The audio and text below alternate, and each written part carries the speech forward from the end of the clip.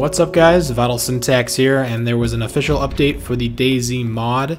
We're now on version 1.7.5.1, and this was somewhat of a community update. A lot of the features and new content that was added was designed and developed by community members for other maps or for other versions of the DayZ mod, and I think all of the stuff that they've added and updated for the standard DayZ mod is welcome changes, welcome new additions, and I think it's actually one of the best updates we've had in a while, which isn't saying much because there hasn't really been any updates since they started working on the standalone version of the game.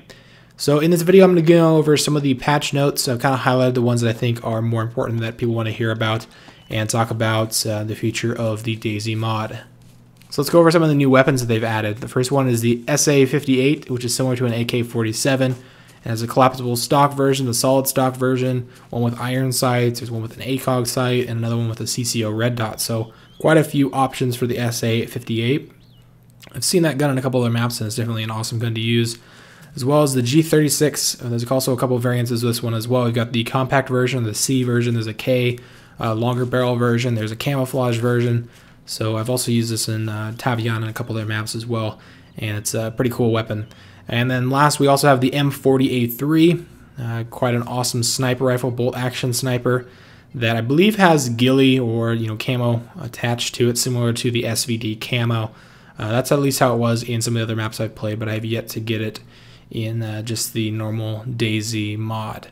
On top of the new weapons, they've also added 2 new vehicles. You got the HMMWV Hummer, which I guess is a newer variant of the Hummer, and an MH6J Little Bird.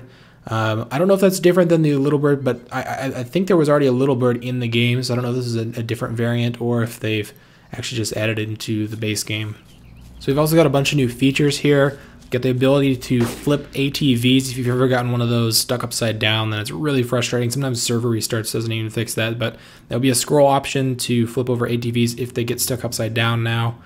They've done quite a few changes to the zombies. So zombies now spawn while you're in a vehicle, which is a really big change because before this update, you could just drive through a town, and if you saw zombies and you knew other players were there because your vehicle wasn't able to spawn zombies while you're inside the vehicle.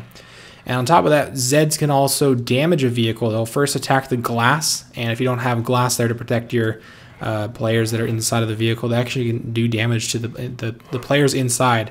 And if you have an open type of vehicle, like a four-wheeler, the ATVs, or like a motorcycle or something like that, or even like just a normal bicycle, you can actually get pulled off by the zombies, which would be really cool. There's also a new loading screen that shows more dynamic information about what the loading process is, and it's actually a little bit faster of a load time as well. Choppers now have the ability to reload their ammo. Before you had to wait till a server restarted. They've also added a UH-60 wreck, so another type of helicopter crash to get loot from. They've made a few graphic user interface icon changes, so now as you play the game, as you get more thirsty and more hungry, the meters will actually empty. They'll actually drain instead of just changing color. They'll still change color, but it's a little bit easier to see exactly how thirsty and how hungry your character is. They've also added some new systems for the infection, so you can get infected by eating and drinking food, as long as if it's a canned food or a canned soda, then you're fine. But if you're drinking like water you got out of a river or a lake or something like that, that could be infected, and you're gonna need antibiotics to take care of that infection, as well as eating like meat, or especially if you eat raw meat, which is something you can do now. You don't have to cook it, although it's definitely a good idea to cook it. You can also boil water now to get rid of any type of bacteria or anything that's in that water that you maybe gotten from a lake or something. They've also added back in the debug monitor or the stat monitor. All you have to do is press the scroll lock key on your keyboard, and I don't know how it will work if you don't have that scroll lock key. I know some people might have 10 keyless keyboards or laptop keyboards that maybe don't have that button, but that will bring up the debug monitor, and it'll show you your humanity, how many bandit kills you have, how many survivor kills you have, how many zombie kills you have, a bunch of good information. It does fade away over time, so it won't just stay there all the time, so you can kind of just hit on it whenever you want to view that information. They've also changed the toolbox, so you now need a toolbox to build wire fencing and tank traps. You need the entrenching tool to build sandbags. They've also added 5 new types of food, including mutton, chicken, bacon, rabbit, and some mystery food. I'm guessing it might be humans. Maybe you can actually gut humans and take their meat. Blood bags can also give you an infection now. Cutting wood, gathering wood to make a fireplace actually attracts the zombies that are nearby. And like I said earlier, eating raw meat is possible now, but you have the chance of getting an infection. It doesn't give you nearly as much HP as if you eat cooked meat. So that's it for the new information or the new changes. Let's go over some of the adjusted things that they've done to kind of the previous features that we already had in DayZ. So there's a faster login process, and from my experience, it actually is quite a bit faster. But it's still not, a decent amount of time. It still does take quite a bit of time to load in. There's definitely a huge increase in frame rate, at least on my end. In the servers I was playing on that were, full servers, I was getting a good 20 or 30 more FPS than I'm used to, and I was able to bump up the settings, play on a higher graphic fidelity of the game. They're also decreasing the ammo spawns, so now whenever you find a weapon, you might find 1 mag with it, no mags, or maybe 2 mags at most, where before you might find like 4 or 5 magazines with like an M16 or something like that. They've also increased the infection chance of getting infected by, getting hit by a zombie. But to counter this, they've also increased the antibiotic chance of dropping and looting that.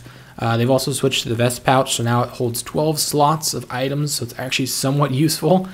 Because beforehand it was just retarded unless you didn't have a backpack at all when you spawned in. They've also done some new fixes for combat logging.